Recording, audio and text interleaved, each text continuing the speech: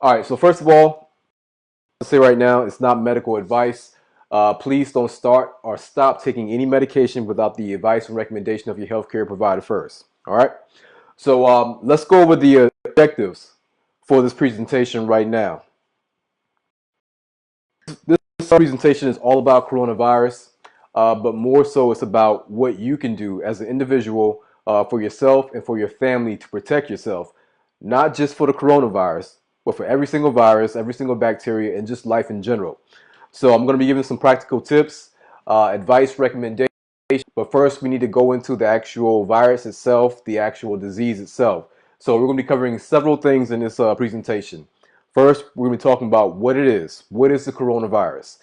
Next, we're going to talk about why is this one so different? Because we've seen viruses before, we've seen coronavirus before, but we're going to talk about why this one is so different and why such a roar about this one. Then we're going to go into what I call my historical bag. I'm going to talk about some historical figures, some facts.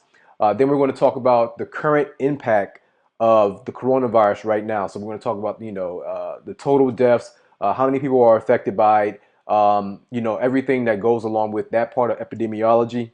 We're going to talk about how it spreads, the transmission, the signs and symptoms, what you can look for as an individual for yourself and for your family.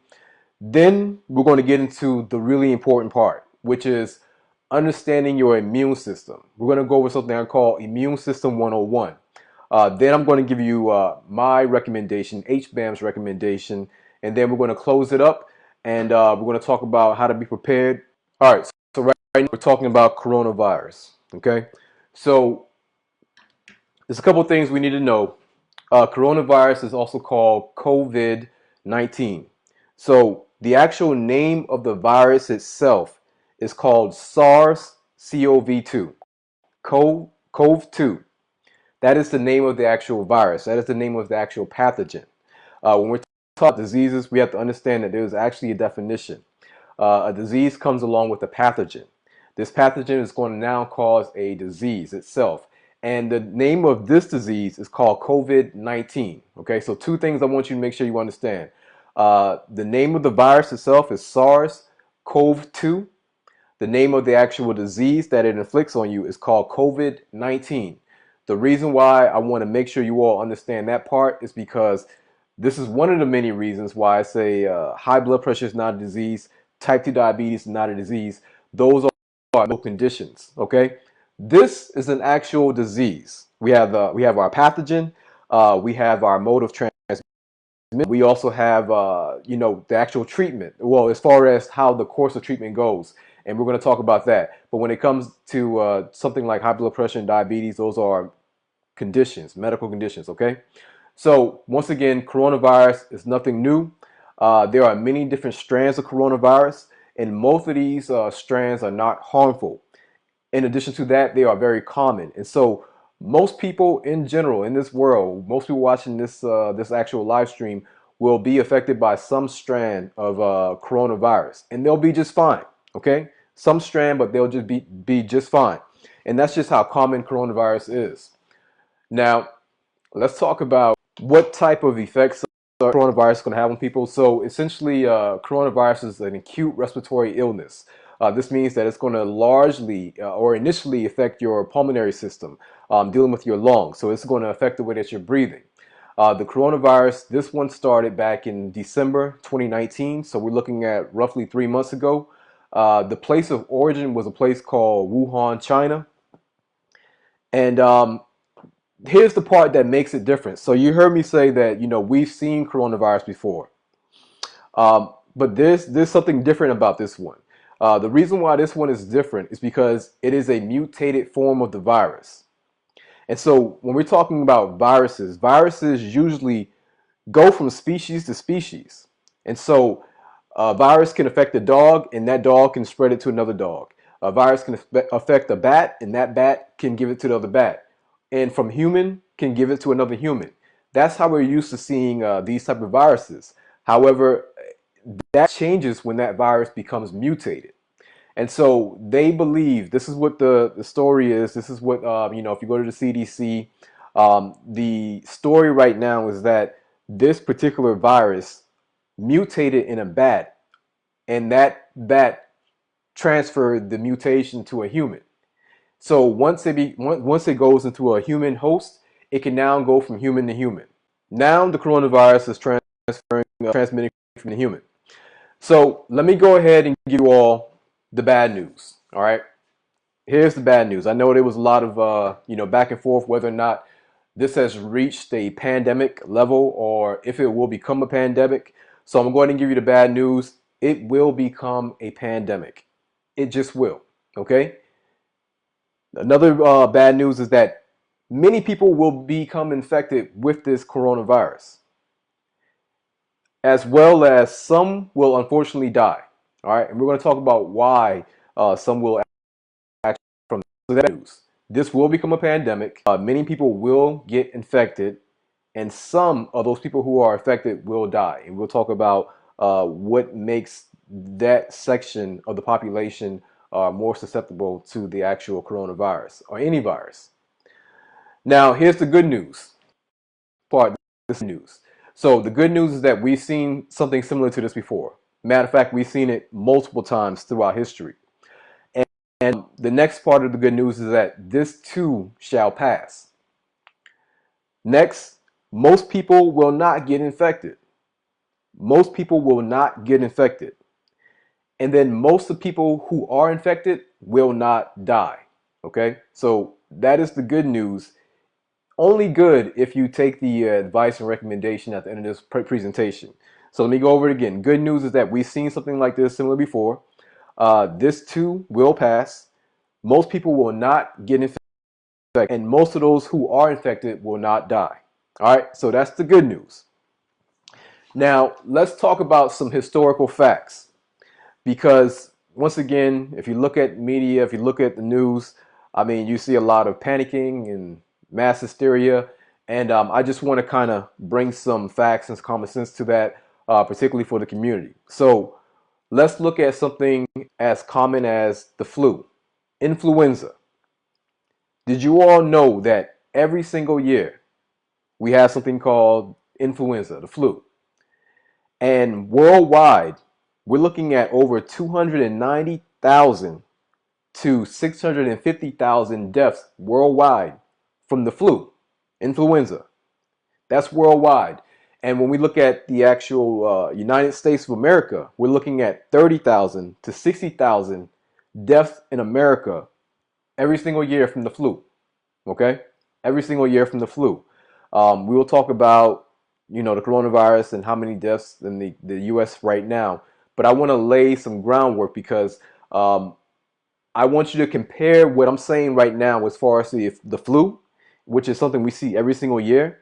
And I want you to compare how many deaths you've seen with that versus coronavirus. All right. Now, something else you should probably know is that we are currently in flu season. So flu season lasts from September all the way to May. And as of right now, there are 19 million cases, 180 already been hospitalized. And since the flu season has started, 10,000 people have died from the flu for this year. Now, when we're talking about any type of pandemic or epidemic, the big thing that they're looking for is what they call the CFR, which is the case fatality rate. And so this is pretty much of those people, when we trace them from start of the actual disease to the actual full recovery of the disease, how many of these people who are affected and recover from the disease or die from the disease, what is the rate for survival versus mortality?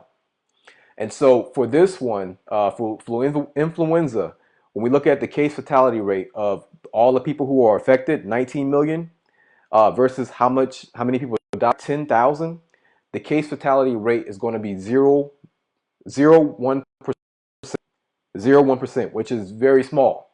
All right. Coronavirus. Once again, I told you we've seen this before. We've seen something similar to this before. And so let's continue to go down the road of history. You all might be familiar with something called SARS. How many of you all are familiar with SARS?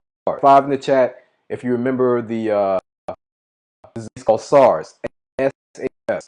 So SARS is a disease that popped up around November 2002, and it lasted all the way to July 2003.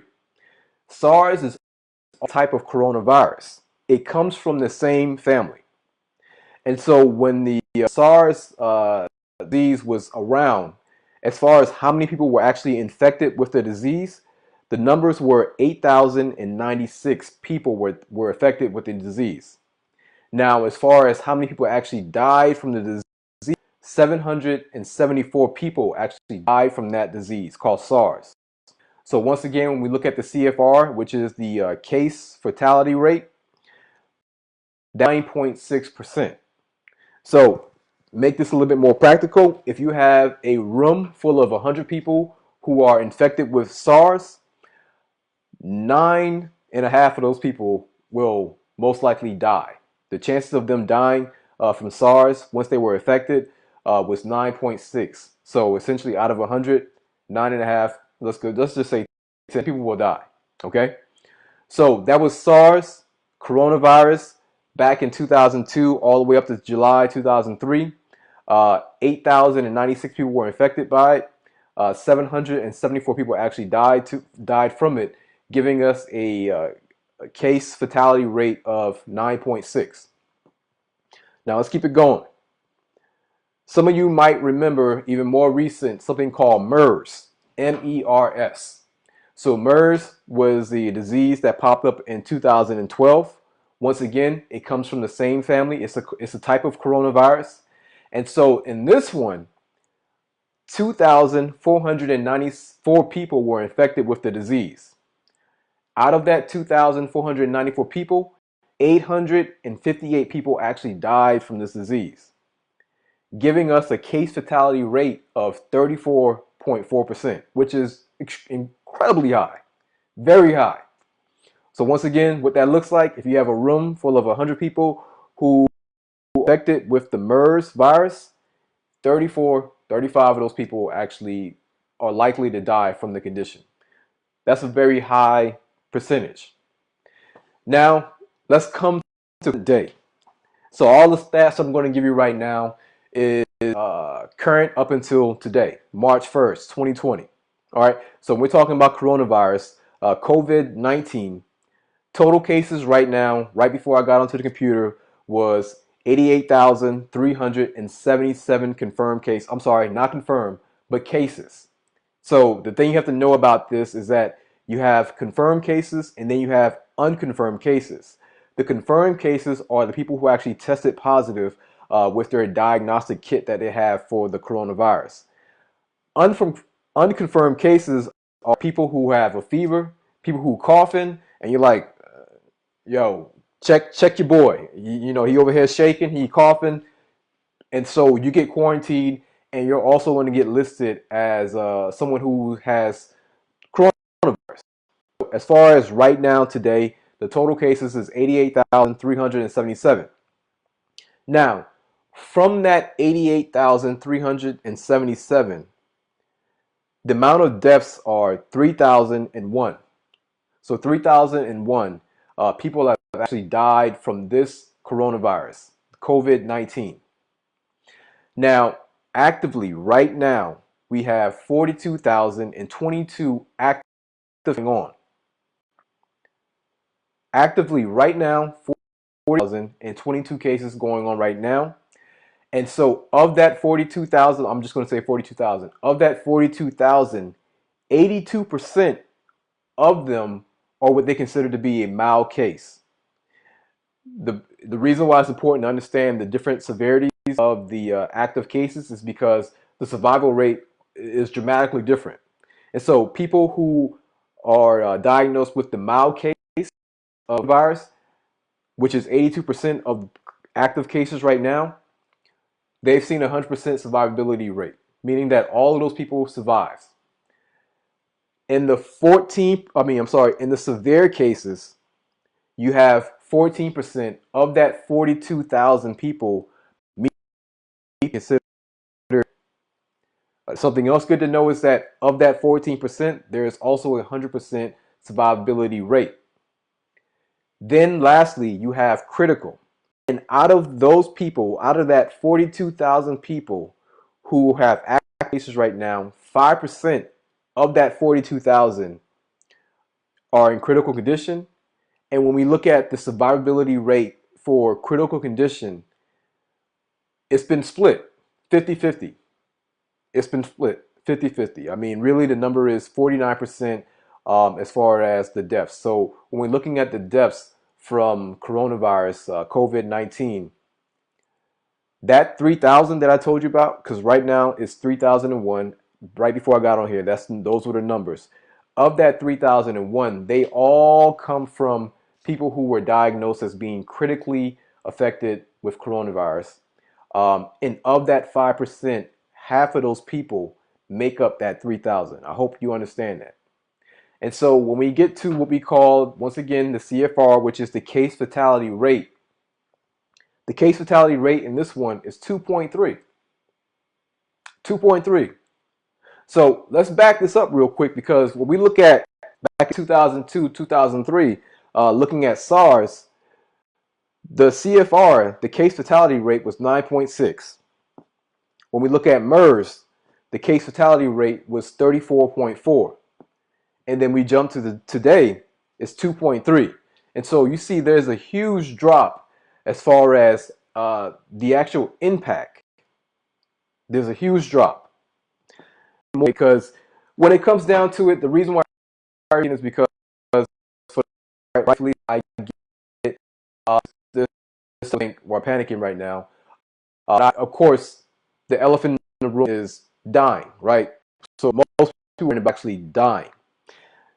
So I want to break down this case fatality rate, which is 3%. So we know about that 2.3% is that a portion of that 2.3% comes from the age group of 80 and older. So of the group of the population that is 80 and older, 14.8% of that 80 and older population makes up that 3,000. All right. Of that 3,000, look at the population to 79. 8% of that 70 to 79 makes up, 8% of that 70 to 79 makes up that 3,000. Okay? Y'all got that? And then once again, I told you that 49% of the critical cases are going to make up that death toll. Okay, so we have, remember I told you critical cases made up 5% of the actual active cases. Half of that percent, that 5%, is actually making up that entire death toll. Okay? And so once again, I told you that 0% of the deaths were reported among mild and severe cases. So if they were diagnosed with mild severe coronavirus, they have 100% survivability. All of them survived. When they came to the actual critical groups, once again, 50% of them death rate. They make up that death rate. Okay. Now, here's something really big that you all need to know is that there's an extremely high percentage of those actual deaths, the 3,000, that they also had comorbidities, underlying issues such as asthma, diabetes, type 1 or type 2, and heart disease. And we're going to talk about why that plays such a huge role when it comes to actually the survivability rate. And then something that's also very positive is that when it comes to the age group of 9 and below, there's a 0% death rate. 0% death rate. They haven't seen any deaths when it comes to those who are 9 and below. All right. So let's talk about how coronavirus, the transmission, and then we're going to also talk about the signs and symptoms. So the virus is transmitted primarily through what they call large droplets. So if someone is actually infected with the condition, the coronavirus, and they sneeze, though that mist, y'all seen it before. Somebody sneeze and you see all that mist. Those are droplets, and so that's primarily how the condition has been being spread. And so they call those large. and those large droplets actually have the virus itself inside of it. And so what they're saying is that within a 6 range, you can be infected from somebody sneezing 6 feet away from you and it landing on you, or you just inhaling that. So the droplets, when you inhaled it, that's when the body will actually now try its best to mount an immune response. However, that largely depends on just how strong your immune system is. So another thing is that they don't even somebody doesn't even have to sneeze on you. If they sneeze on the surface of a counter or a table and then walk off, and then you come by and put your hand on there and then wipe your face, yeah, that it can be transferred that way as well. Now, the incubation period means pretty much how many days after exposure, what signs and symptoms, and when you actually test positive for this condition. And so the incubation period ranges from anywhere from 1 to 14 days. They say roughly the average has been about 5 to 6 days. Now, as far as what you're going to see in these patients, I'm talking to y'all like y'all medical students, but as far as what you're going to see in these patients are 80% of them will have a fever, 76% to 8% will have a dry cough, and then 11 to 44% will be tired, fatigue. There's other symptoms that's been reported, such as headaches, sore throat, abdominal pain, and diarrhea, etc. Now, I'm going to go into immune system 101. Irish. What's going on, Irish? Great question, Irish. That is a great question. So Irish just asked the question of what makes your immune system strong? Great. At the end of the day, that is really what matters. That is really what matters. But before we talk about that, let's actually talk about what the immune system is. And so the immune system is our body's army. It's our body's military. It's our body's way of protecting itself from outside aggressive and hostile pathogens. Okay? And so this is something that we all have our immune system, but how our immune systems function differs. There's a difference in how our immune system functions. Some people can have a very high functioning immune system, meaning that the moment a pathogen lands on them, their body knows how to identify it, and it knows how to destroy it, and it knows how to actually get rid of it. And have many people who have a low functioning immune system where a pathogen lands on them, something like a coronavirus, the body is very slow in identifying it. Once it identifies it, it has already multiplied. It identifies it. Now it goes to try to isolate it and kill it, and it doesn't do a great job at doing that. And by the time it can actually mount a proper response, the condition has spread so much to where now that person will be very symptomatic. And even though your body may fight off that pathogen, it doesn't have to be necessarily the pathogen itself that's going to harm or kill a person. It is the side effects. It is the other issues that are going to take that person out. Primarily dehydration and what they call ARDS, acute respiratory distress syndrome. So your immune system is extremely important. Extremely important. When it comes to warding off of these kind of conditions in general, not just coronavirus, but every single bacteria, every single virus, every single cold, everything. Your immune system is really all that matters when it comes to how you're going to be affected to that, and also how you're going to spread that along if you have it. And so something else we need to understand is that just because you are exposed to the coronavirus doesn't mean you're going to become sick. Your immune system. There used to be this idea that you just got to be exposed to the pathogen and the host will become sick. It doesn't work like that. We now know it doesn't work like that. How the pathogen is going to affect the host largely depends on what they call the terrain, the actual host himself.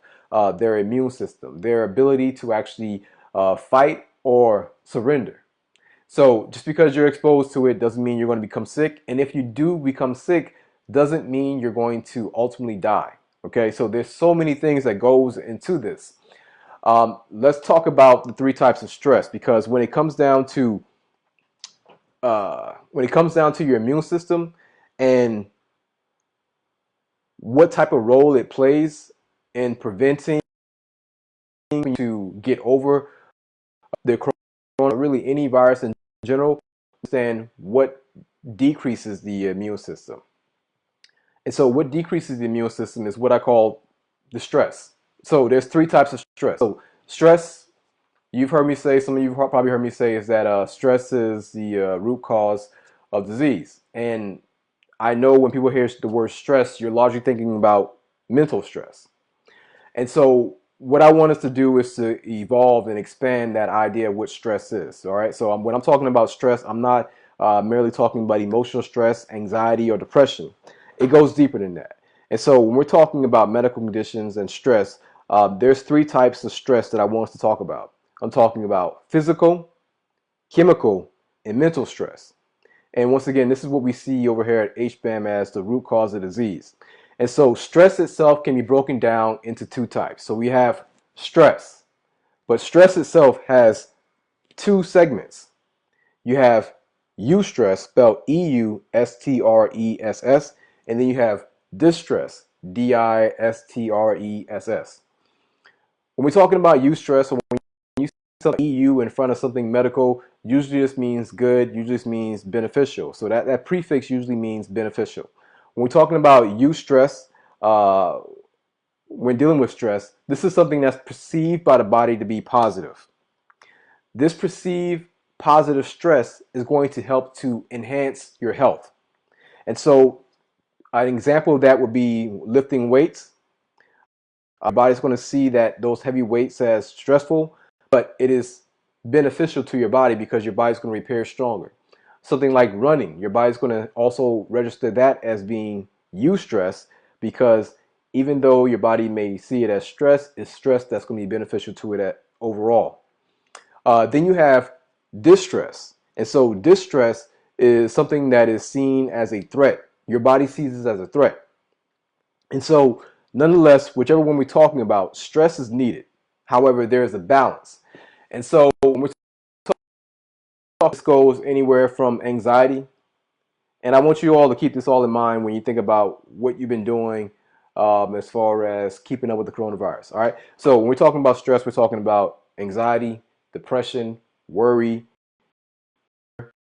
loneliness, sadness, feeling trouble, relationship problems, financial, career pressure, challenges with life goals, spiritual alignment, all those things and so much more that exists right in here registers to the body as stress.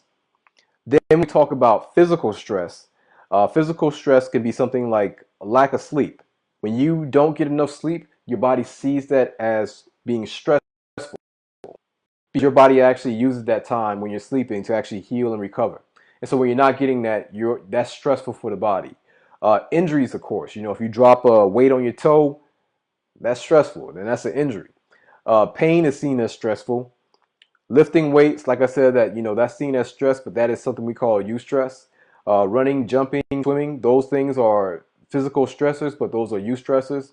And then a lack of activity or lack of movement or inactivity, that is seen as distress to the body because we are designed to move. And so when we're not doing those things, you're as stress. Now, I'm going to make all this make sense as far as why I'm going through these three types of stressor and connect it back to coronavirus.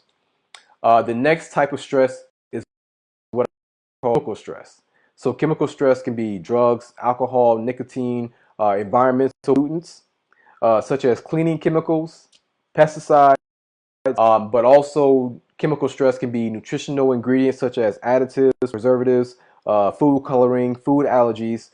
And then also something you need to know, which is huge, is that chemical stress can be seen, or your body will perceive chemical stress as imbalances in certain phytochemicals, vitamins, and minerals. meaning that if you are low on certain minerals and vitamins, that is stressful as hell for your body.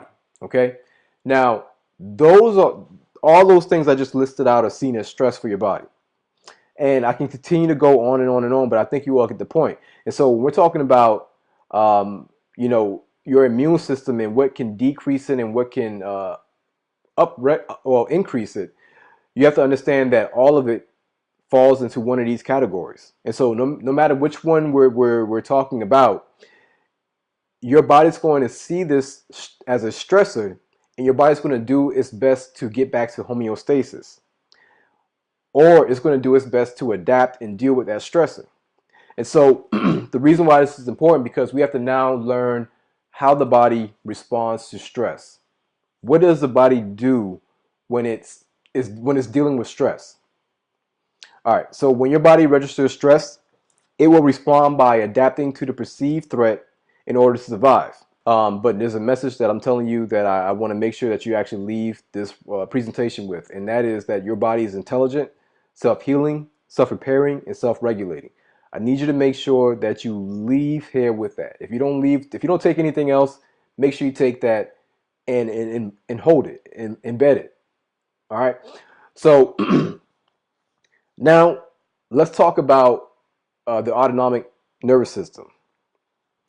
And so when you hear the term autonomic nervous system, in this part, I'm going to do some science. We're going over immune system 101. This part is important because, once again, if you don't really know what your immune system is, as far as understanding how to, you're going to grasp that. But not only that, it'll be you, similar to what's going on right now.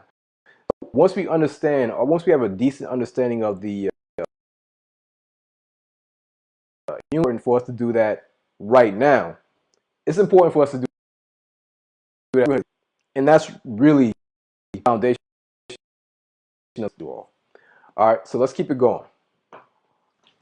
So, in our autonomic nervous system, and when you listen to the word autonomic nervous system, autonomic sounds just like automatic.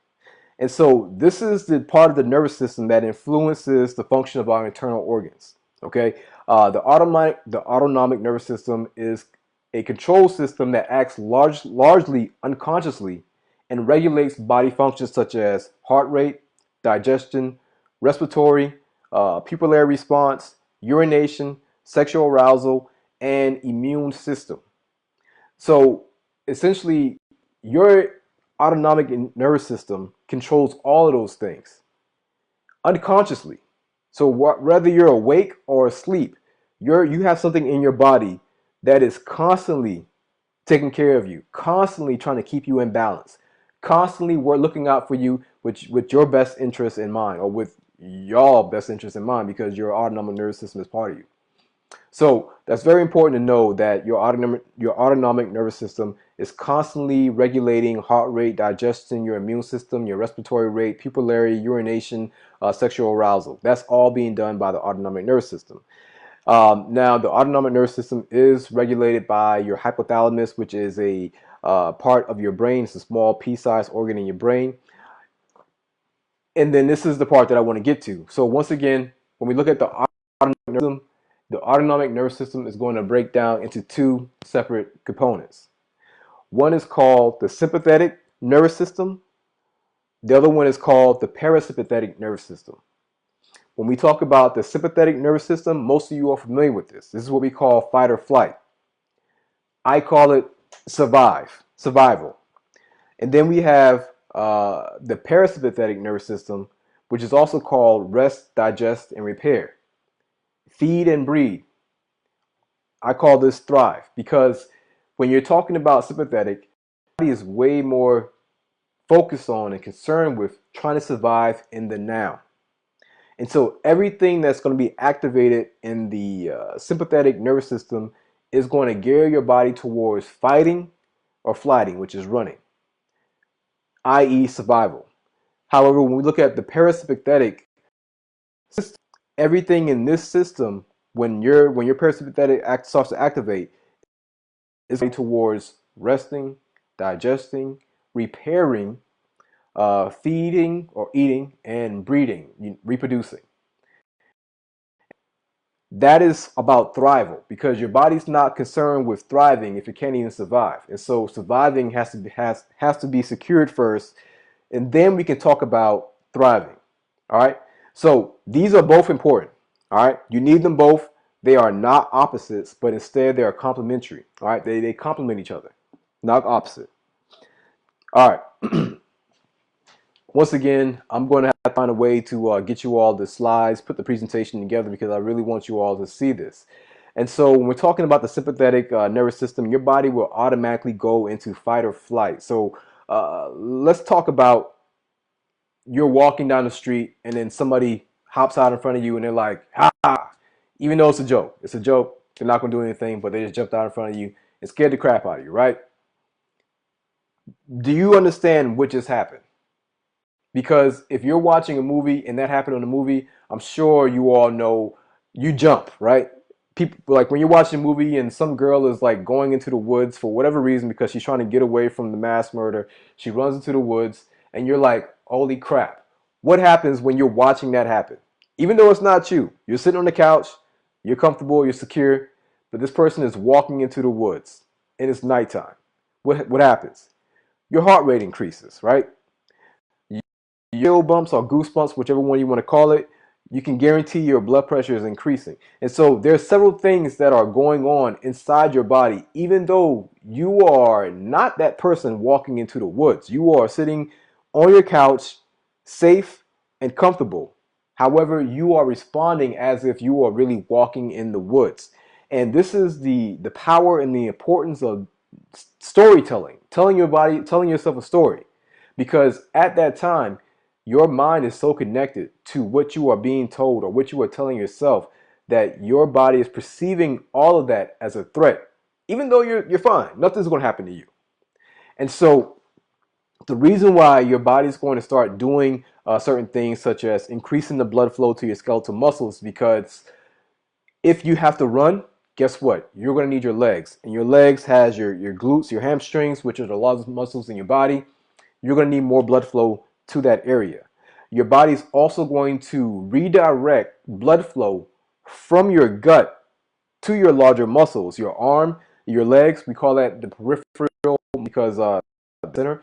And so your body's going to purposely redirect, slow down the blood flow to your gut in order to supply your muscles, your larger muscles, with blood flow, because if you got to fight or if you have to run, you need blood flow in your legs and in your arms. However, you don't need that much blood flow in your GI system, your gut, because you're not eating, you're trying not to be eaten, right?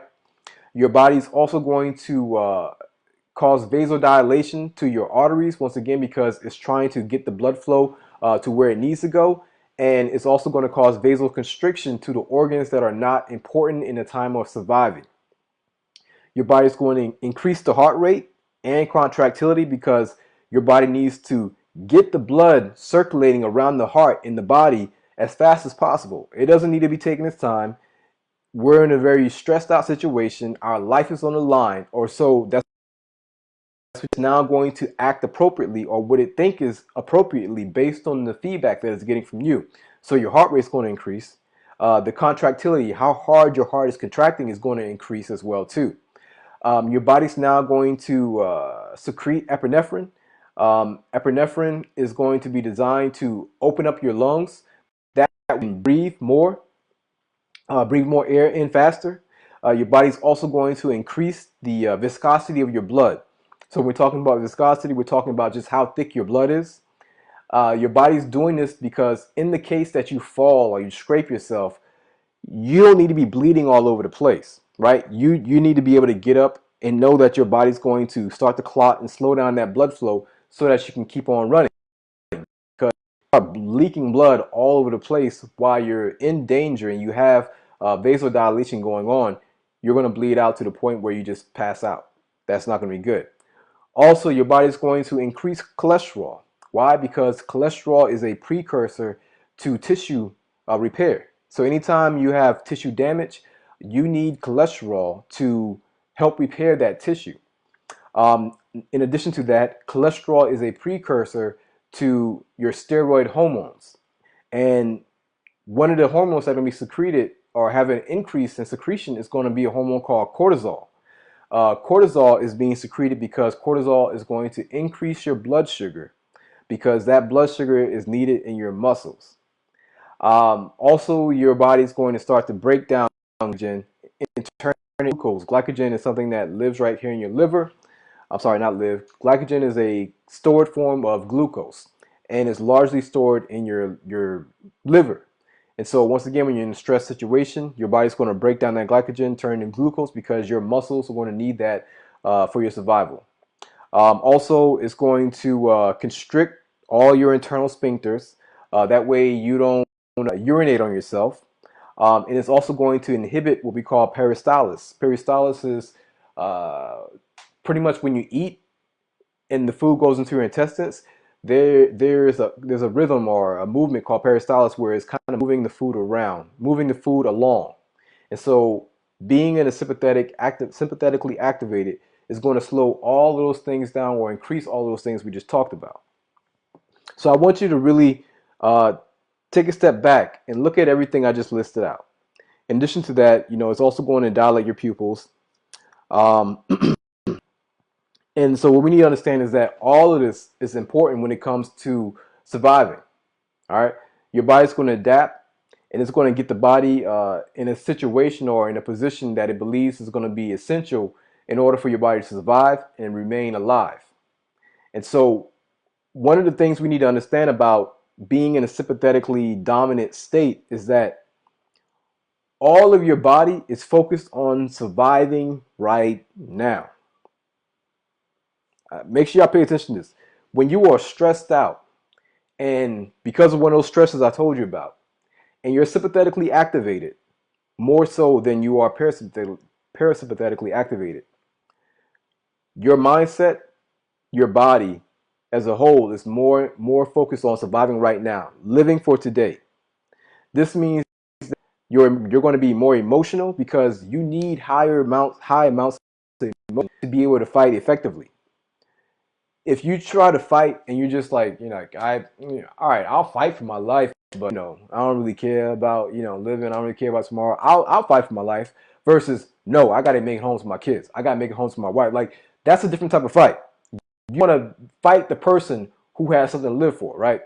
And so you're more emotional, but also it's easier for people to control you because you are more emotional. With that being more emotional and people being able to control you easier, that means you're more reactive. And so you're more reactive versus being proactive. Once again, everything is set up for you trying to survive in the now. Your thinking is very short term. You're very emotional, and that works for you if that was a real situation where you had to survive. However, if it's not really an emergency situation and you find yourself in that situation or in that state all the time, it causes major problems.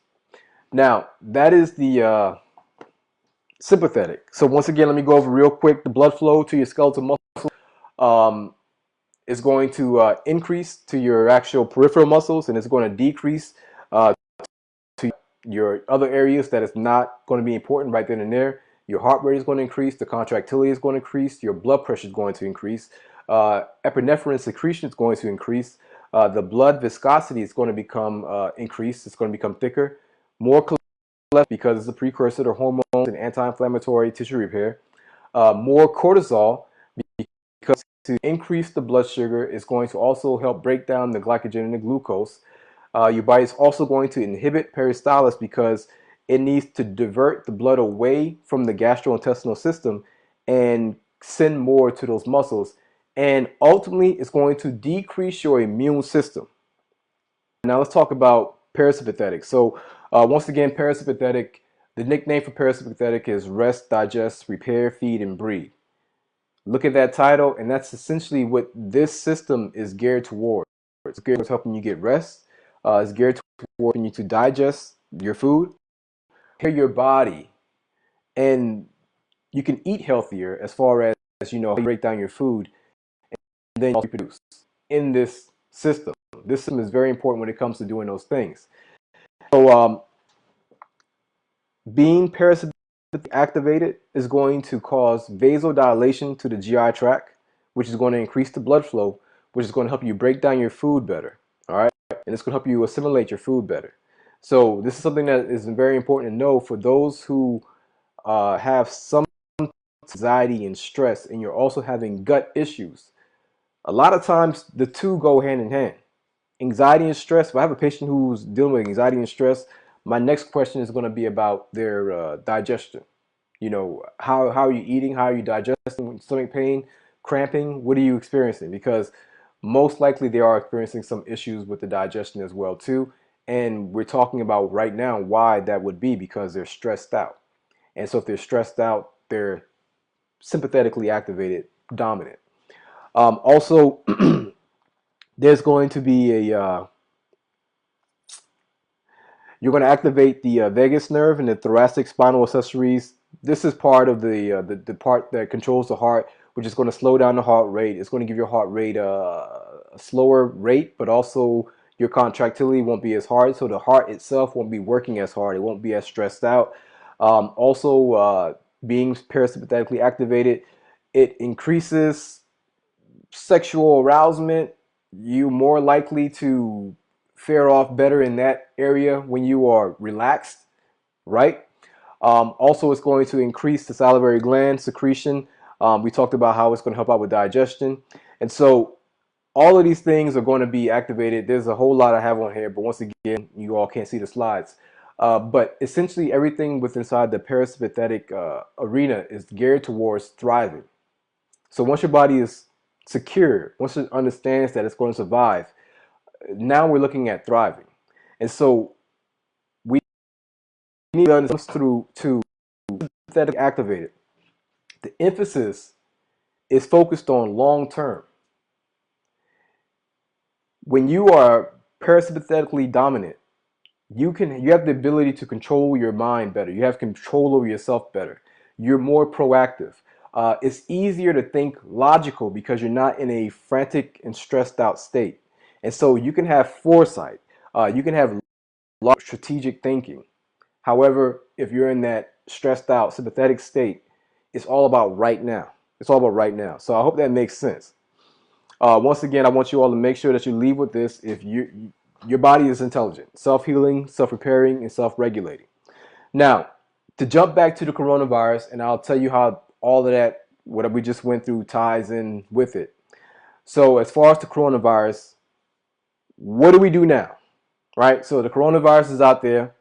I told you about the cases. We got 80,000 plus cases, 3,001 as far as the death goes. The last time I checked, there was one confirmed case. I'm sorry, one death in America, U.S. I believe there was like over 70 cases confirmed in the U.S. What do we do now? Because people are panicking. You're watching news. You're on social media. Stress, right? It's driving you crazy. A lot of panicking, a lot of hysteria, and a lot of clickbait.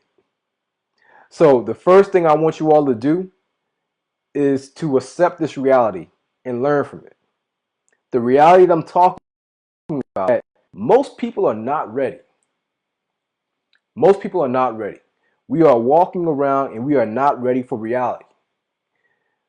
We live here in America, and for the most part, most of us, if you're watching this, you got a smartphone, you're on a computer, and this and that. Most of us are, we exist inside of comfort and convenience. And comfort and convenience is fine, but you got to understand that that's not reality. That's not nature. And so we get so used to comfort and convenience, and we're not used to adversities. And I'm talking about physical adversities, but I'm also talking about health, immune adversities as well too. You're not going to be ready for when something like this strikes. So let's say the coronavirus is, really deadly, and it had a higher CFR rate, and it was something that we never seen before. Which, once again, that's not the case for this. We've seen something like this before. Once again, look back at SARS, look back at MERS. But even when we look back at things like, West Nile and yellow fever and Ebola and so many conditions or diseases that pop up and they go and you don't really hear much about it after that. It just becomes something, a memory. Remember the swine flu, the bird flu, the list goes on and on and on. And at that time when these things happen, mass hysteria, mass panic, a couple months go by, making so much noise and making so much panic go on, they just continue. They go on. A lot of people make money. You have a lot of people that may have been infected, some people that passed away from it. But as far as why we are panicking right now is because we know we're not ready. We know that we're not ready. And the stats that actually backs this up is that the fact that 60% of American adults have some type of chronic condition. Of that 60%, 42% have more than one chronic condition. So once again, we're talking about chronic conditions. We're talking about diabetes, high blood pressure, obesity, PCOS. The list goes on and on and on. Heart disease. The list goes on and on and on. So more than half of the American population, more than half the American adults have some type of chronic condition. And if you have some type of chronic condition, and you're not working towards improving that, then you're rolling the dice. You are rolling the dice. Because with the chronic condition, you now have a lower functioning immune system. With that lower functioning immune system, you now are concerned about what you were hearing about. Everybody's concerned, but you are even more concerned. And so I need for you all, no matter what it is, type 2 diabetes, high blood pressure, obesity, please, every day, work towards improving this condition. Work towards doing better, work towards improving it, because that is really the foundation of why a lot of people are very concerned, rightfully so, about this condition. So 60% of American adults, chronic condition. But that's the adults. When we look at the youth, so age between 17 and 24, according to the Pentagon, 71% of young Americans between the ages of 7 are ineligible to serve in the United States military because they're not healthy enough, because they're not mobile enough, because they're not functional enough. This is a huge problem. And so that demographic, that 71%, are also at risk of having a lower immune system, which will put them even more at risk of being exposed and suffering from a condition such as coronavirus.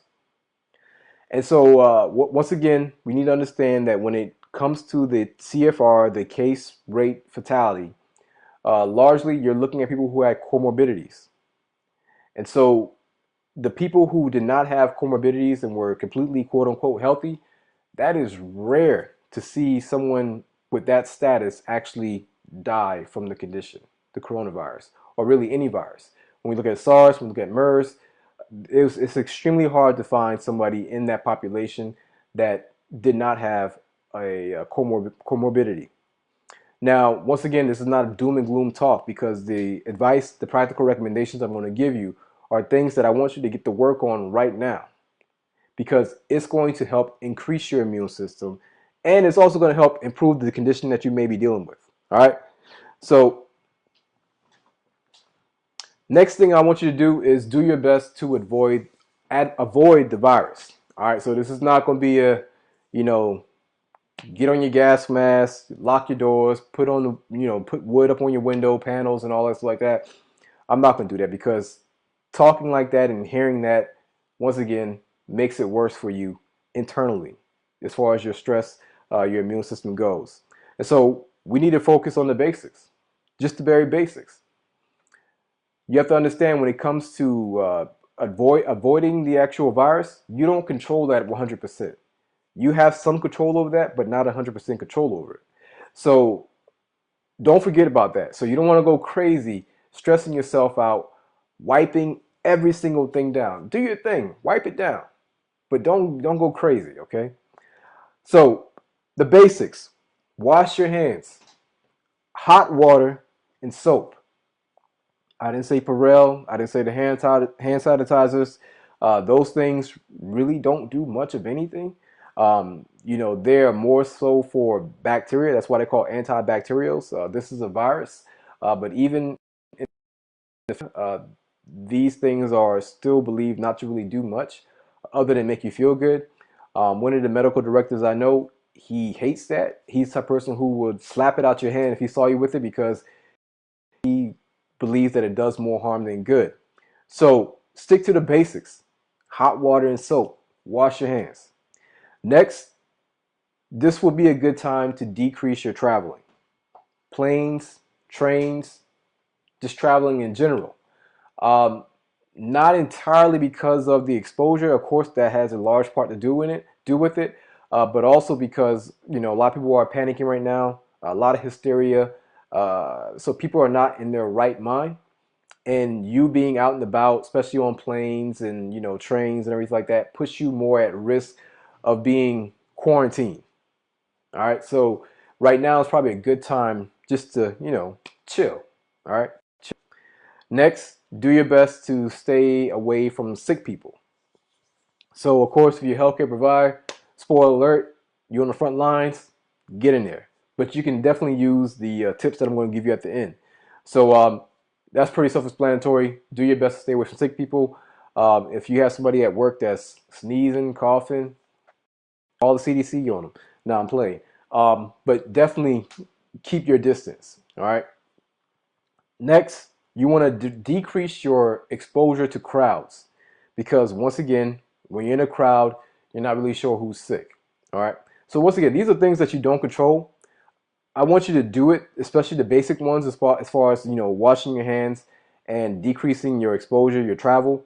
But that is not the bulk of the things you need to be focused on. We're going to get into the bulk of things you need to focus on right now, which is I need for you all to avoid the things that are going to downregulate your immune system. So here are the things I want you all to avoid because these things that I'm about to list off downregulate your immune system. Once again, your immune system is your military. Can you imagine not having a military on a continent, a country, and being attacked? Who gonna fight? Who gonna fight? Forget about the country's gone. And so is your defense, it is your military, and 24/7, 365 days, you should be doing your best to keep your immune system running as high as possible, but particularly during times like this. Now, I will tell you that this is not the best time to be try to get healthy. This is actually the worst time to get healthy. You need to be working on getting healthy outside of this time, like before this and after this. Now this time is here. It's harder to get healthy because one, you're probably watching the media and you're stressed out, and I'm going to talk about how those things affect you. So the first thing I want you all to avoid is what I call nutritional colonizers. Those of you who are familiar with my work, you understand what I'm talking about, nutritional colonizers. For those who are new, essentially nutritional colonizers are processed foods. All right. You have to understand that processed foods are not benign. They're not empty calories. These types of foods mean business. Why? Because one, it's bad enough that these foods are stripped of their nutrients. They don't have any fiber in it. They have very little vitamins and minerals. You know, I'm talking about the white flour, the white bread, the white rice. You all are very familiar with processed foods. And so it's bad enough that they're stripped of the nutrients and anything that can be considered to be beneficial to you. But when they get into your body's going to break it down very fast because there is nothing hardy in it. There's nothing to actually slow it down. And when that happens, it's going to increase your glucose, which is going to increase your insulin, which is going to increase your inflammation. And this is going to essentially create metabolic havoc. This metabolic havoc is going to decrease your immune system right off the back for at least 4 hours. Right off the back for at least 4 hours. Now, as if that was not enough, the second campaign of these nutritional colonizers is that they're actually going to deplete your body of your natural resources. So what I mean by that is that when your body is facing this high amount of glucose and insulin and inflammation, all right, cool, your body is built to actually recover and repair from it. In order for your body to repair and recover from this type of assault, it needs to use certain vitamins and minerals. Well, the nutritional colonizers, when they come in, not only do they wreak havoc, but they actually steal the magnesium, the calcium, the vitamin D, the chromium, the vanadium. It actually steals minerals and vitamins and phytochemicals that your body would usually use to actually protect itself and heal itself. And so you need to have those stores, those minerals and vitamin stores. This is when we start to become sick. This is when we start to become disease. This is when our immune system really takes a huge hit, because essentially you're telling your troops to go out with no guns, no knives. All they have is, I don't know, sticks. And the nutritional colonizers have AR-15s. They're ready to go. And so when you are eating these processed foods, it is not benign. It's wreaking metabolic havoc by increasing the inflammation, by the glucose, the actual insulin is doing that, and then it's stripping away the vital nutrients that you need. So that would be one of the first things I'm going to tell you to do to avoid in order to downregulate your immune system, because once again, you're looking at 4 hours right off the back of your immune system being decreased. Next, fast food. Fast food. I seen it. I seen it. I seen it. I seen it. I seen it.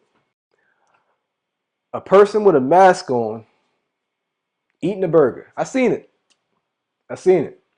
And so please don't be that person. Don't be that person that is trying to be safe. You over here putting Purell in your hand.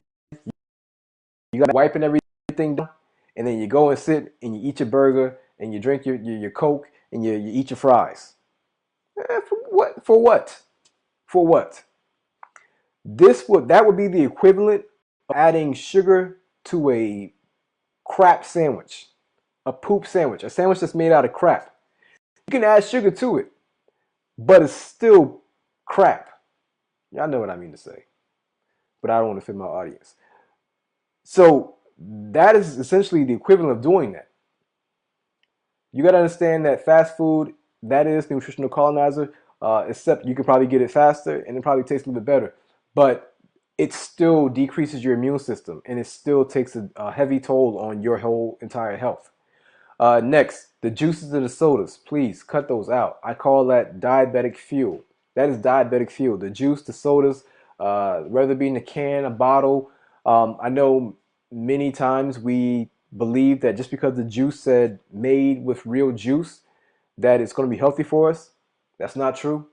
And that's the other thing. You guys really aren't playing on an equal playing field. The food manufacturers, they have the upper hand because they're putting things like made with real lemons, now with 2,000% more vitamin C. And so the consumer unknowingly is thinking that they're picking a healthier choice, but you're not, because the food is already stripped of the actual nutrients that would slow down the absorption, the fiber that would actually slow down the absorption and also feed your gut biome. So sodas and juices, please cut those out. Next, frequent eating. Remember when they were telling you to eat every 2 to 3 hours, 6 small meals a day? Some of y'all who know I love getting on that. No, there was never any science behind it whatsoever. This was all a marketing ploy. There was never any science to sustain that at all. But they did create an issue. So one, you all know that I am incredibly against the idea of frequent eating for improving your health. Now, if you're trying to gain muscle, you're trying to gain weight, all right, cool, do you. I don't think you have to do that. Matter of fact, I know for a fact that you don't have to do that. But at the same time, you have to understand that digesting and breaking down food is a very metabolically demanding ordeal. Very, very metabolically demanding. And you have to understand that it takes about 3 to 4 hours for your body to completely digest whatever you just ate, especially ate a full meal. If you ate a full meal, it's going to take about 3 to 4 hours for your body to completely deal with that. And so while your body is dealing with that very metabolically demanding task, I just explained to you how the sympathetic and the parasympathetic system works.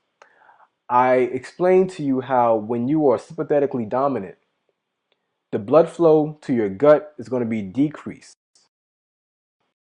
And if you're stressed out and you're eating frequently, the chances of you actually breaking that food down properly is going to be lower.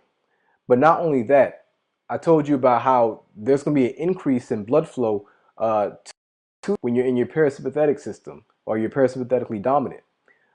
Either way, the digestion is extremely tasking for your body.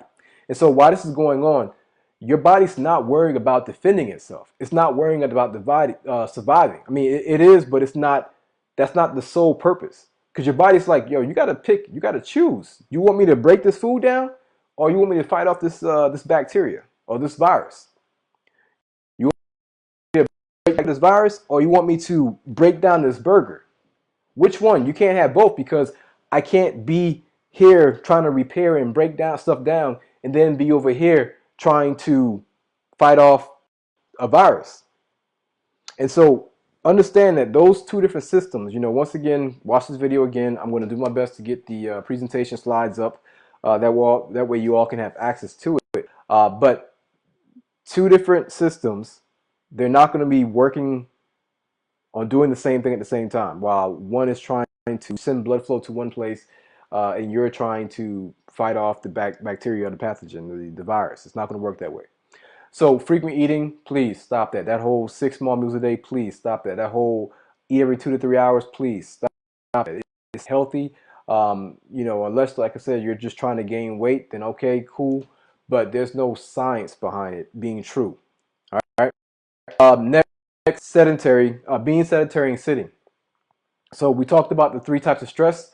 I talked about the physical stress, and then I also talked about how being stationary is registered as distress for your body because we're designed to move. And so just sitting all day, laying around on the couch all day, you're actually decreasing the immune system because you're not getting your blood flowing, you're not getting your heart pumped. Again, you now put yourself in a situation where you're not ready. You're not ready for the real world. And so there's something that we all can do, regardless of our health status or regardless of our, the status of our joints. Even if you are bound to a chair, I've had patients where I give them, chair workouts where maybe they're lifting weights, maybe they're doing, arm dips in the chair, maybe they're doing leg lifts in the chair. But we have to understand that it's important for us to get moving every single day. You have to exercise your heart. Movement is that exercise that helps out your heart so that your heart can be efficient when it comes to pumping around blood flow. But also in your blood is the nutrients. And so if you're not ready, you're not practicing actually getting blood flow around the body in an appropriate manner, when it comes time to being attacked and trying to get the blood flow in the white blood cells and the phagocytes to the area of injury or the area of damage, once again, you're not even ready for that as far as your body goes. And so please, next, I want you to avoid, and this might be a little challenging for a lot of you, but I want you to avoid stress, panic, and hysteria. Once again, we talked about the sympathetic system. We talked about how when you're stressed out like that, you're more focused on the now. You're trying to survive. Survival is all that matters. And so when that's going on, I also told you that your thoughts are more in the now. What can I do right now? Also, you're more emotional. And if you're more emotional, you're more impulsive and you're easily to be controlled, which means that you're very reactive. And so those ingredients makes the perfect combination, makes the perfect mix for somebody to be hustled, hoodwinked, bamboozled, and you know the rest. So in order for you to avoid that, it's best for you to decrease, turn down, get away from the panicking and the hysteria. Get away from the TV and the social media, the YouTube videos. Get away from all those things. Now, I'm not telling you to be completely ignorant to what's going on. What I'm telling you is that get away from that, because largely you're getting people's opinions. Instead of getting people's opinions and their, red lines and their words and their big flashing lights, just look at the facts. And so the CDC.com, along with World Meter, I'm sorry, I don't have the resources in front of me right now. But if you want to find out what's going on, just read straight stats. Stats versus opinions, because the opinions, once again, similar to how you were freaking out on that couch when you're watching that girl walk into the woods, well, that happens to you as well too. You start reading about these stories, you start internalizing it, you start telling yourself this story, your body is now going to move more over to sympathetic. When you're more in the sympathetic, your blood pressure is going to go up, your heart rate's going to go up, your vasoconstriction to your gut's going to happen, the vasodilation to your legs going to happen, increased blood sugar, increased cortisol, increased epinephrine, cholesterol, ultimately decreasing your immune system. Don't do that to yourself. All right? Get away from that. And if you want to know what's going on, look at stats. Once again, let me pull up real quick. Let me see. Oh, yeah. So there it goes. A really good site to look at is worldometers.info. Worldometers.info. That'll give you, there's a lot of information on that site. A lot of good information on that site. Get that out. All right, so let's talk about, so those are things you want to avoid, because those things will downregulate your immune system. Now, what do you want to do? All of these, all about to give you play off of everything else we just talked about. The first thing you want to do is guard your mind. Guard your mind, man. Guard your mind. Be careful of the things that you're consuming. So when we're talking about consumption is not just dealing with what we're eating and what we're drinking. It's dealing with what we're seeing, what we're hearing, and the thoughts we're taking in and putting out. I told you about the perception. Your body is going to go along with whatever story you're telling you. If you're telling yourself that you are in danger, your body's going to go into the system that's best suited for danger. If you're telling yourself that things are okay, I'm going to do better, I'm going to take tomorrow morning bright and early, I'm going to do right, and at the end of the day, I can only control what I can control, so give me the strength to control what I can control, and everything else, let go. Do that, then your mind's going to be more relaxed. Your body's going to move more into the parasympathetic, because at the end of the day, that's the truth, right? Like, you can only control what you can control, and everything else, if you try to control the uncontrollable, it's only going to make you go crazy. Like, it's going to stress you the hell out. If you're trying to control the rain, good luck. Good luck. You can't control that. But you can control what you're eating. You can control how much you're moving. You can control the water you're drinking. You can control you getting away from the processed foods. Like, these are things you can control. All right? So guard your mind. Keep certain people away from you, not because they have the coronavirus as far as the actual virus itself, but their minds are infected like the coronavirus, and they may have negative energy and negative output. So guard your mind, stay away from that. Also, chill out with the Facebook and the Instagram, YouTube, all these videos with all the flashing lights, scaring the crap out of you. Be very careful about all that stuff, okay? Next, whole foods. Whole foods, largely plant-based and high fiber amount. Now, when I talk about largely plant-based, making sure that you're eating whole foods. Whole foods are foods that you're actually cooking, you're preparing. They don't come, for the most part, in a can or a box. It's not coming through a window. You're actually preparing these foods. You actually know where these foods come from. So you actually prepare them. They're whole. They haven't been processed. They haven't been chopped up and, had the actual nutrients extracted from them. When I say largely plant-based, I'm talking about 70 to 80% of that food I recommend coming from plants. Okay, so the vegetables, whether we're talking about zucchinis, kale, broccoli, something in the plant family, vegetables, okay, and fruits. So you want to make sure it's largely plant-based, but also high in fiber. Now, saying large in plant-based and high in fiber is kind of an oxymoron, because if you're eating from the vegetables, you're most likely going to be taking in a high amount of fiber. However, I wanted to say the reason why the fiber is so important is because, especially when it comes to African Americans, is because of our gut biome. Um, you have to understand, and this sounds crazy, but we are actually more bacteria than we are human cells. We are outnumbered 10 to 1, I believe the number is, bacteria versus human cells. You are literally walking around with a whole ecosystem of bacteria already on you, inside you and on you. So really, the argument can be made that you're not even really human. But it's too late at night to be talking about that stuff. Next, that bacteria needs to eat as well too. That gut biome needs to eat. And what it eats comes from fiber. And so you're supposed to have a symbiotic relationship. You're supposed to have a mutually beneficial relationship with the bacteria in your body and on your body. And the bacteria is taking care of you. You're supposed to be taking care of it. In order for you to be taking care of your bacteria in your gut biome, you need to be feeding it. It largely eats what they call butyrate from fiber. And if you're not have a diet that's extremely low in fiber or no fiber at all, you most likely have gut issues. You most likely are dealing with some type of gut issue, digestive, you're having problems in the bathroom. You're most likely dealing with that because we all need fiber. But especially when we're talking about African Americans, they did this what they call a swap.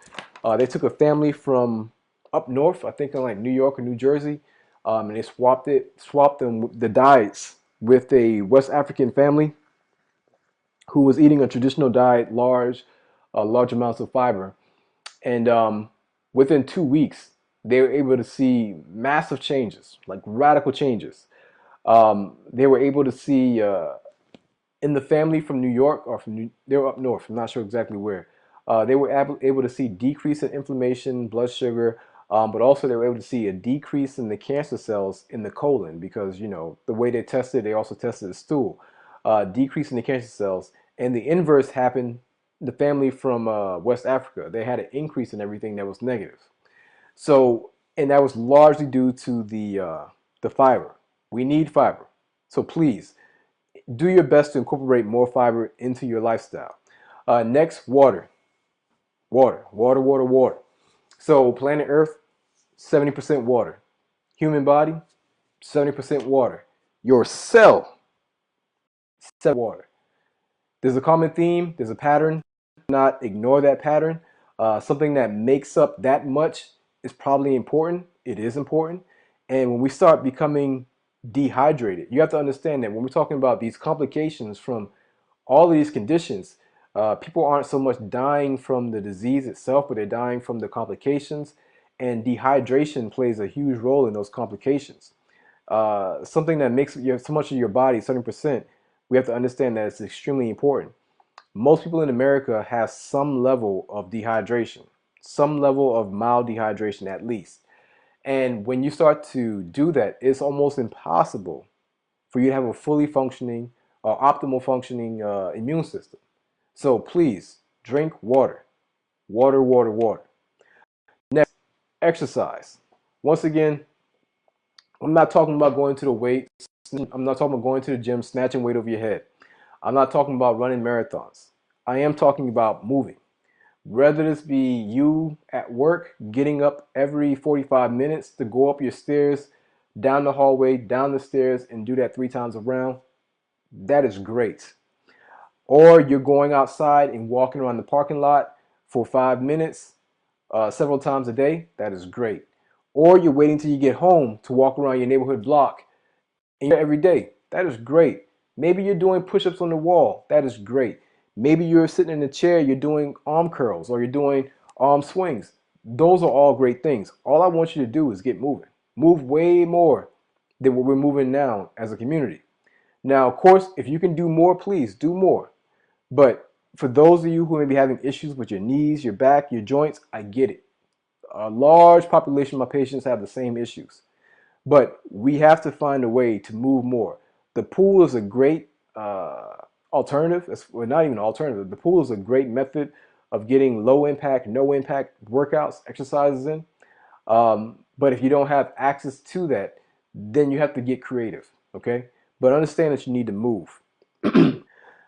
If you're not exposed to some type of stress, eustress, adversity, you don't get the chance to learn how to deal with it. It is the stress, it is the adversity, it's going through that and looking back and trying to dissect what happened, making adjustments, and then going through it again and doing better that makes you stronger. All right, that's the power of adversity. The same thing with your body, whether we're talking about your immune system or we're talking about your heart, whether we're talking about your body in general.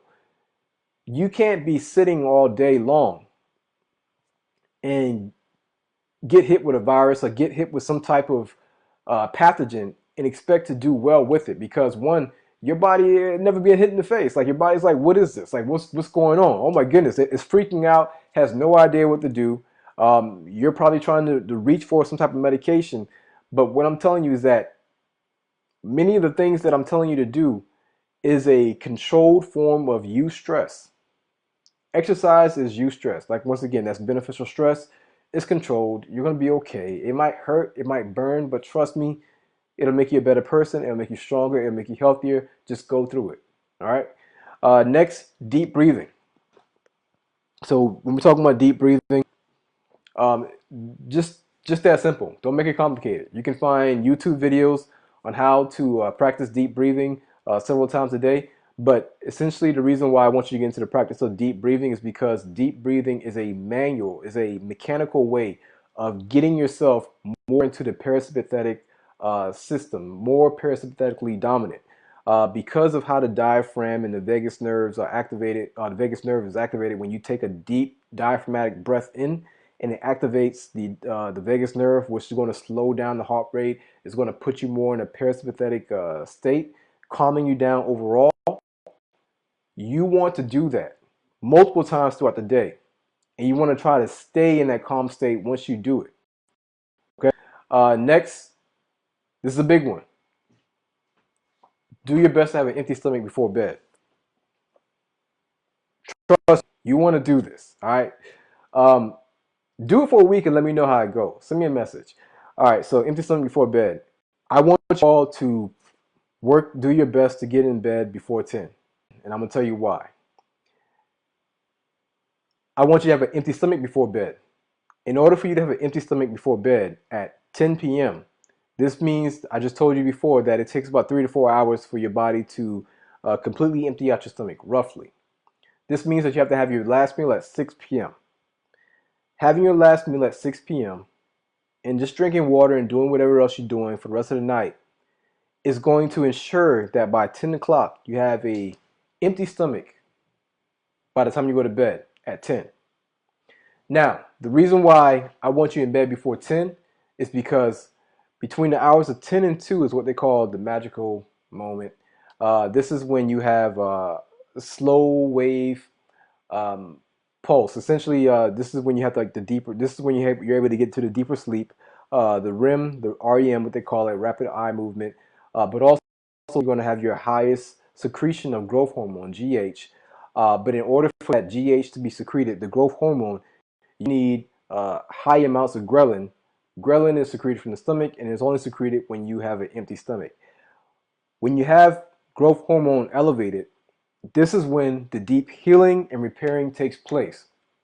So all of the stuff that you went through throughout the day, all of the stress, all of the damage, all of the chaos that you went through, you need to have a period where you're able to actually recover and heal from that. If you don't have that period, then you're walking around, like we say back home, broke up. Like you're walking around, you're just pretty much barely making it. Your body wants that time. And so when you get before 10 and you had your last meal before 6 and you do this consistently on a daily basis, I know some people may think that it's hard, but just give it a shot. Give it a shot. Give it a try. Do that on a consistent basis. Trust me, you're going to feel different when you wake up in the morning. Give it 3 to 4 days. You're going to feel different when you wake up in the morning. You're going to feel like you have more energy. You're going to notice like some aches and pains are decreasing, but you have to give it a try. All right, you have to give it a shot. Next, sunshine.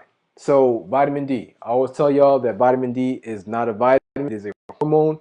I highly recommend that you all, and I know it's hard for a lot of you that's in the north. I know it's hard for a lot of you all to get sunlight, but I want you all to try your best to get sunlight. Any little piece of exposure of sunlight that you can get, please try to get it. But in addition to that, if you get that exposure, take a high quality supplement. Okay, take a high quality supplement. But what you need to understand is that, one, I already told y'all, vitamin is actually a hormone, and most of America is vitamin D deficient. Most of America. I think we're talking like 75 to 80%, right? When it comes to the African American community, we are 90% plus vitamin D deficient. You have to understand, if a Caucasian American is vitamin D deficient, we can compare that as being the cold, right? It's a problem. They need to up it. They need to increase. If we're talking about someone of African descent, African American, Black, Haitian, Jamaican, if you are vitamin D deficient, this would be the equivalent of you having flu, pneumonia, coronavirus, SARS, MERS, West Nile, Ebola.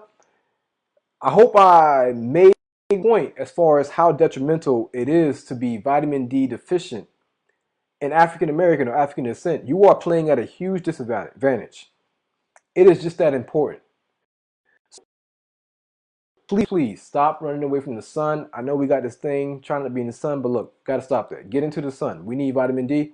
But also, if it's just impossible for you to get vitamin D, go ahead and start taking a supplement. All right. And then next, community, laughter, and love. So I'm definitely going to go ahead and start wrapping it up. But as far as community, laughter, and love, once again, you have to understand that you're everything you're doing, you're telling yourself a story. Your body is you are telling yourself a story, and your body is interpreting that. And you can call it a narrative, right? And so if your narrative is that they hate me, the whole world hates me, I am, in trouble, bad things are happening to me. That narrative that you're telling yourself, nobody loves me, nobody cares what I do. Like, if you're telling yourself that narrative, that is being given to your body. All right. And so what's follow of a person that was being told that story? The inverse is true as well. If you are constantly yourself with family and love and people who care about you, people who want to see you win, and you are feeling that and you are telling yourself that, not only that, but you're also laughing with things with them and you're just enjoying life, man, this is how the old black grandmothers during the time of slavery was consistently the longest living human. Back slavery, the grandmother was consistently the oldest person in America. We're talking about late 90s, 110, 112, and this was just normal. Now, add that into the fact with the pig feet, the ham hock, the chitlins, like the unhealthiest of the unhealthiest food. And Mama wasn't skinny. Big Mama wasn't skinny. She didn't have to be skinny, but what she had was love and hope. Love and hope goes a long way. If you don't have hope, if you feel like this, you don't really know where you're going, you're just walking around aimless, that is a very detrimental narrative to be telling yourself, because your immune system, your body as a whole is going to follow. However, if you're telling yourself that, yo, it looks bad now, but it's going to get better. Like, we're going to do this. We're going to get this. You are telling your body a narrative of hope, but not only that, of love, and that you have a purpose. So you don't want to walk around feeling purposeless, man. Like, don't do that. That's a very harsh narrative to tell yourself. A lot of people are feeling like that. And you gotta seek a circle. You have to seek a group of people who are going to help you out. Ideally to be physical, But if that's not realistic, then you need to find you a virtual group. Also find some professional help as well too. Mainly find professional help. But also find a small group of people, you know, on a virtual level that can help you through this thing. All right. So it's good. Cracking jokes, laughing. So I keep everybody around here laughing. So it's good. All right. And then lastly, the thing that I want you to do to increase your immune system, to upregulate your immune system. You all knew it. You know I'll do it, right? Because y'all probably wondering, man, he didn't say that yet. Here it comes. Fasting. Fasting. Fasting is king. Fasting is everything. Fasting is my gospel. My goal, I would love to see the day where the whole entire black community as a whole practices fasting. Not only practices fasting, but practices it multiple times a day. I'm sorry, multiple times a month. One meal a day, one 24-hour fast a week, maybe 2-hour fast a month. But that would be such a radical improvement in overall health. There's so many things that happen when you fast. That's why, you know, like I said, it's my gospel. It's what I push aggressively. It is the most thing and most effective thing that I can push in the community. And I mean, I have a background in research to come to that conclusion. And so, yes, one thing that I recommend as far as how to start, you know, as far as your immune system, there was a research done with the MERS outbreak back in 2012. And their goal was to see how fasting affected the host during the MERS epidemic or outbreak. And what they found was the process called autophagy. Autophagy is something that happens. Essentially, your body becomes resourceful as hell. So instead of, you know, bringing in nutrients, your body's going to start to break down old and worn parts from your cells. Uh, Break those parts down because they're old, they're no longer functioning at an optimal level. It would keep functioning if you kept eating. It would keep functioning at a very basic low level.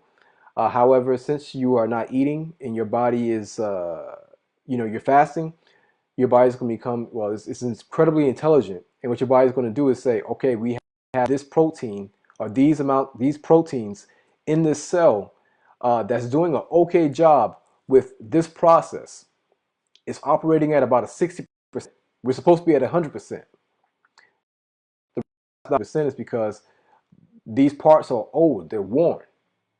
What we're going to do, instead of looking for newer parts to bring in, we're going to break down that very part, refurbish it, make it new, put it back in, put you at 100%.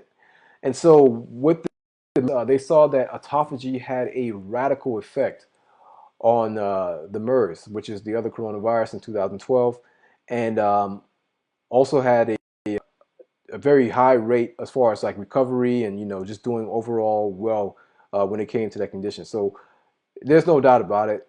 Fasting radically improves your immune system.